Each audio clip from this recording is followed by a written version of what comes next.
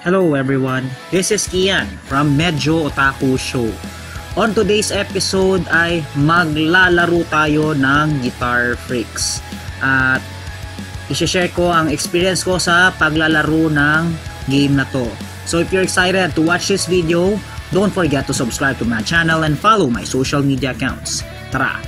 Last time umattend ako ng Super Turbo Round 2 last September sa Ayala Malls Circuit. At dito sa event na to, fini-feature nilang iba't ibang mga retro games. At isa sa game feature nila dito ay ang Guitar Freaks. At sobra akong na-excite dahil free to play to, kaya hindi na ako nagdalawang isip na laruin ito. Ang Guitar Freaks ay isang video game series na produce ng Konami. Isa siyang rhythm game na ang player ay gumagamit ng controller para ma-simulate ang electric guitar. Ang game ay consist ng genres ng rock music, rock and roll, and J-pop. At ito ay considered na most influential video games of all time. At naging inspirasyon din to ng Guitar Hero at ng mga iba pang rhythm games. So ayun na nga, at nagsimula na akong maglaro ng Guitar Freaks. Lalaro tayo ng Guitar Freaks.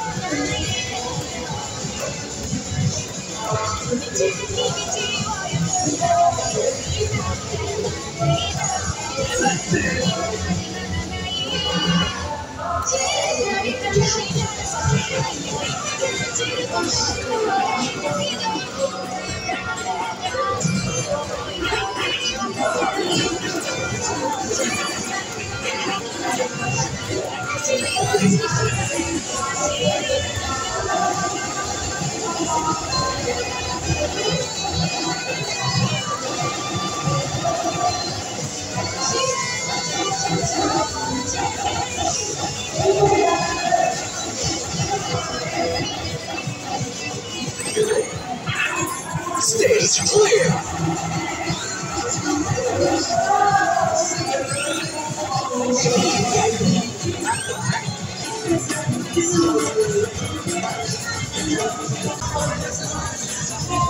Alright, isang round pa ulit.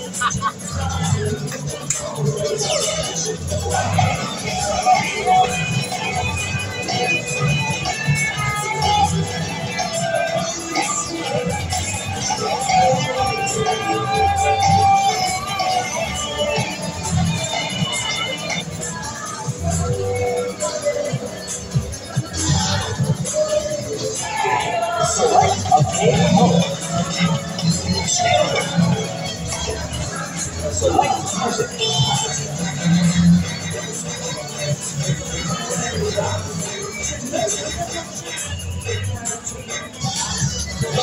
Ang next song naman na napili ko ay ang Taisetsu na Mono ng Road of Major.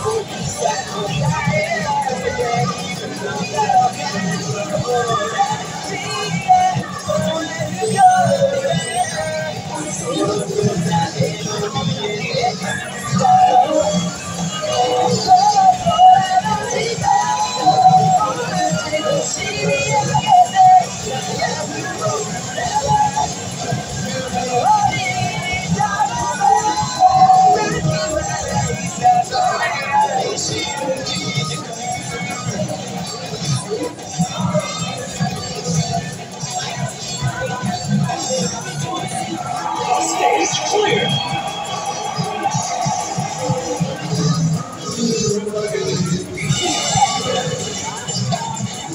It's been a while na hindi ako nakapaglaro ng Guitar Freaks at high school days pa lang ako nung una ko tong nilaro. At nakakatuwa dahil bumalik yung nostalgia nung aking high school nung nilalaro ko to. At technically wala naman akong pakialam dun sa scores na nakuha ko dito sa game na to dahil ang mahalaga ay lubos akong nag-enjoy.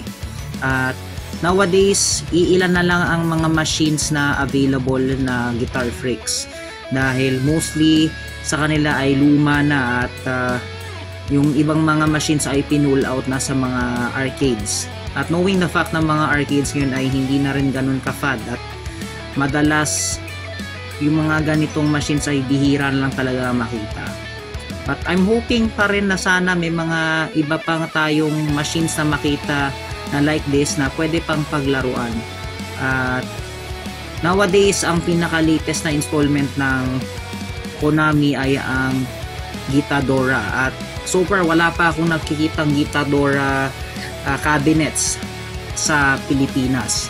I know na meron daw sa Mall of Asia but I haven't tried it. But hopefully sana ay dumami mga ganito pang machines para makapaglaro ulit ng game na to. Alright, so that was all for the video for today and let me know in the comment sections what's your thoughts on Guitar Freaks. Feel free to comment down below and if you like this video, don't forget to send a thumbs and consider subscribing. Magkita-kita tayo sa susunod na episode. This is Kian signing off. Matane!